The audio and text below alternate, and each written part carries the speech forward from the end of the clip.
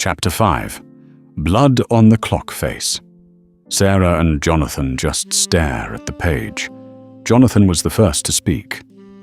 Imagine sending your son to bring the police, returning to the guests and finding 2 more dead. I know, what a horrible situation. And we know when the police arrive, they find Whitlock with one of the bodies. How many pages are left? Sarah counts the unread pages. 3 pages. Let's skip to the last page. It might shed some light on the guilty party. That's a great idea. Sarah flips to the last page of the journal. Within a span of hours, the household has been reduced to 3 living men. Myself, Mr. Pembroke, and Mr. Hargrove. One of the 2 is the murderer. I cannot say which with certainty, though my suspicions have grown heavier with each passing minute. I left the gentleman in the east parlour under the pretence of fetching brandy. Instead, I retrieved the service revolver from my quarters and loaded it in full. I had earlier examined the 3rd floor attic and determined it the only chamber suitable for confinement. No windows, no secondary exit, solid door and frame. Upon Master Ashbourne's desk, I had found a small quantity of his so-called occult black salt.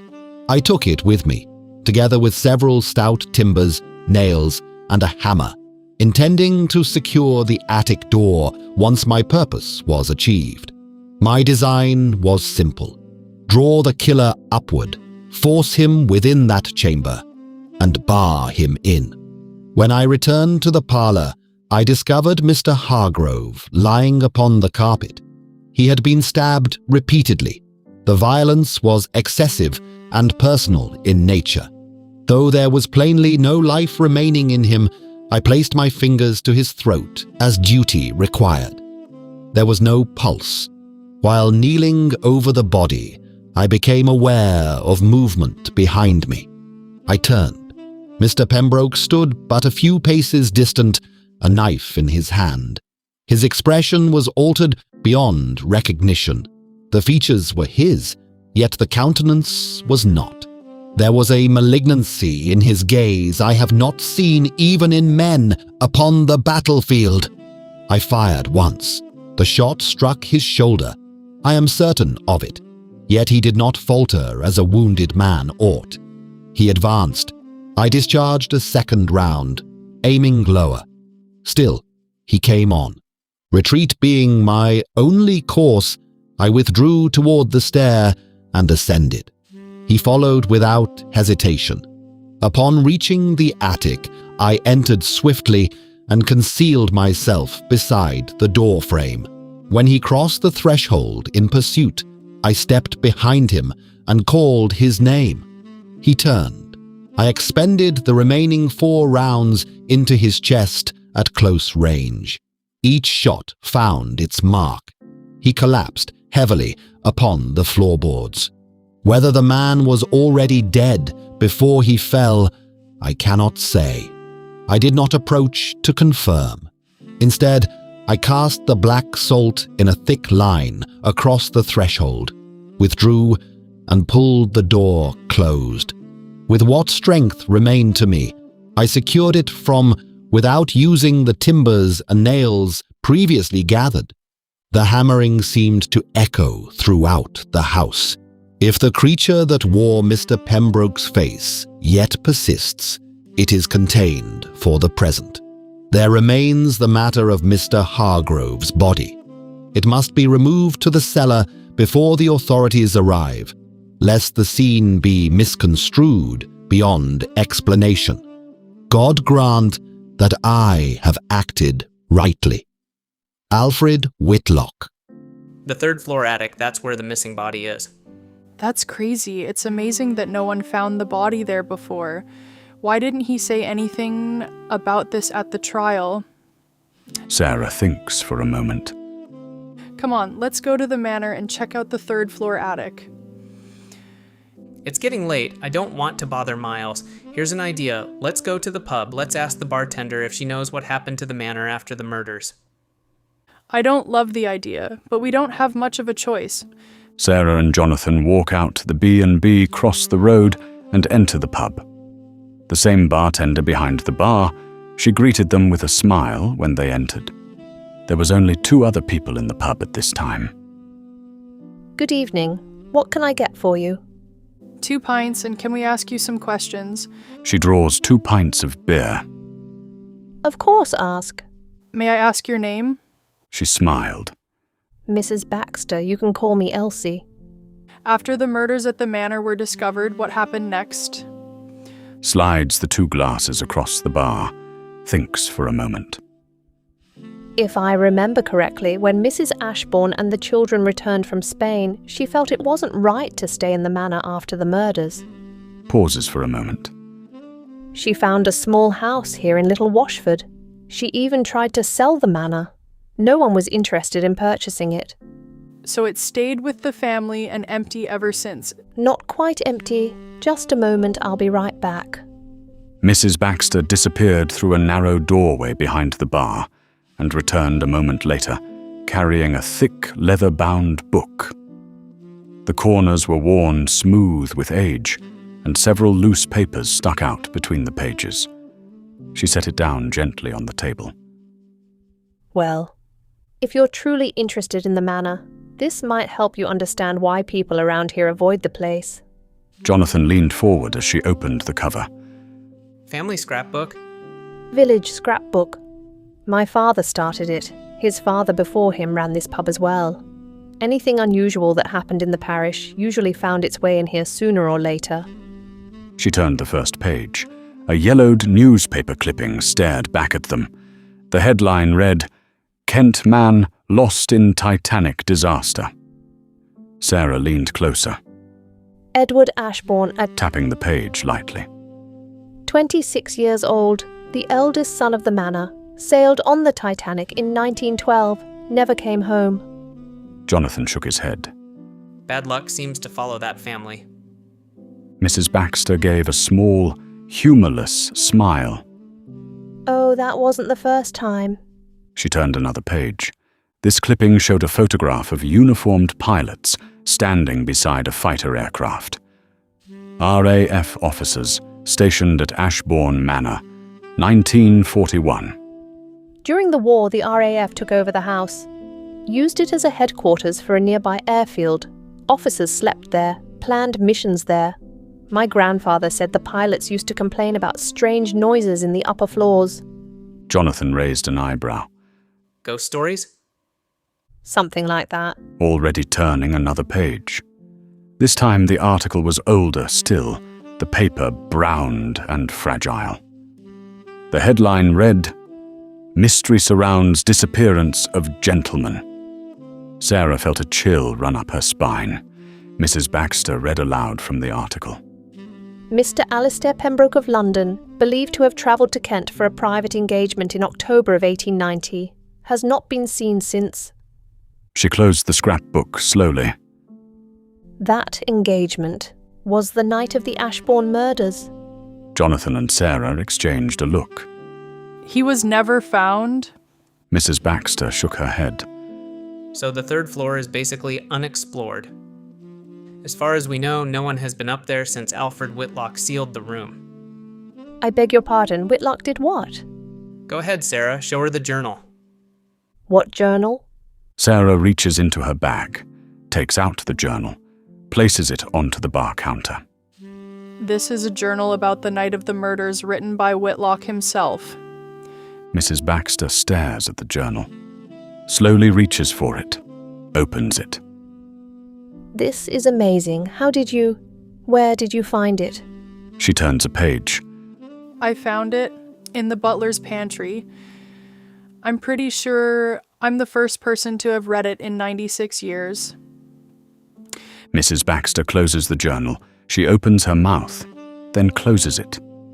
Just slowly nods, then finally asks, Why are you interested in the 3rd floor attic? The last page of the journal, Whitlock names the killer and that he'd locked him in the attic in. But Whitlock is the killer? No, someone named Pembroke is. That can't be. Mrs. Pembroke reported him missing also on that night and was never seen again. Okay, Pembroke is the killer. Why didn't Whitlock say anything at the trial? Because Whitlock said in the journal that he had shot Pembroke 6 times. He probably still would have been convicted. Johnathan took a sip of his pint. So the police believed he'd killed them all? Aye. With a small nod. And the one man they couldn't account for, Mr. Pembroke, was nowhere to be found. No body, no witness. Just Whitlock standing there with blood on his hands and a revolver in the house. Johnathan slowly turned his glass on the counter. So even if he said it was self-defense? Mrs. Baxter shrugged. Who would have believed him? A butler claiming he shot a gentleman to save himself. In those days, the jury would have made up their minds before the trial even began. Sarah frowned. But he didn't defend himself at all, did he? No. That's the strange part of the whole business. Whitlock hardly said a word the entire trial. Just stood there and listened while they told the court he'd murdered half the house. Johnathan exchanged a glance with Sarah. Almost like he didn't want to explain what really happened. Mrs. Baxter's expression didn't change. That is exactly what people around here have wondered for nearly 100 years. I'm not waiting until the morning. We are the owners. Let's go now. Okay, I'm convinced, but you'll stay on the main floor. Miles and I will check it out. They both thanked Mrs. Baxter for the information. Be careful over there. Sarah puts Whitlock's journal into her bag. We'll be fine, thank you. They walk out of the pub into the rainy evening. The cab drives slowly through the manor's gates.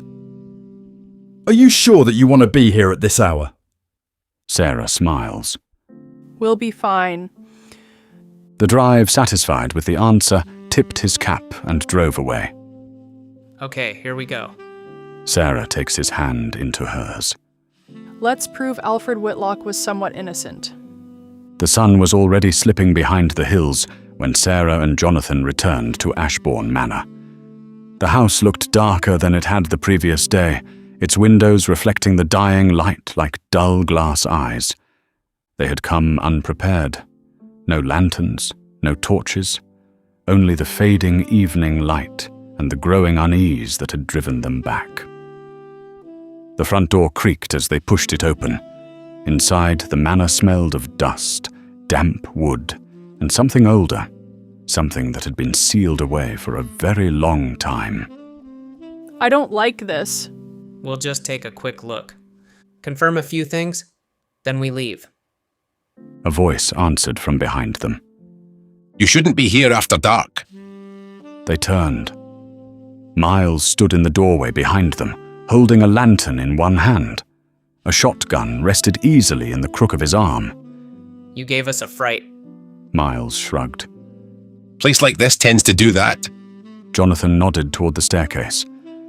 There's something I want to check upstairs. Miles hesitated, then lifted the lantern slightly. I'll come along. Sarah remained in the parlor while the two men climbed the narrow staircase toward the 3rd floor. The air grew colder with every step. When they reached the landing, Johnathan stopped. The attic door stood wide open. He frowned.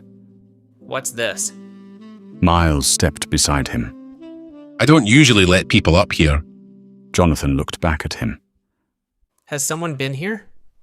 Miles said nothing. Give me the lantern. Miles handed it over. Johnathan stepped inside the attic. The lantern light swung slowly across the dusty floorboards. The first thing he noticed was the black salt scattered across the floor. What had once been a thick line sealing the doorway had been broken, pushed aside when the door opened. Someone's been in here. Then he saw the body. A skeleton lay on the floor near the far wall, the remains of a well-dressed man, still wearing what had once been a fine jacket. Johnathan moved closer, kneeling beside it.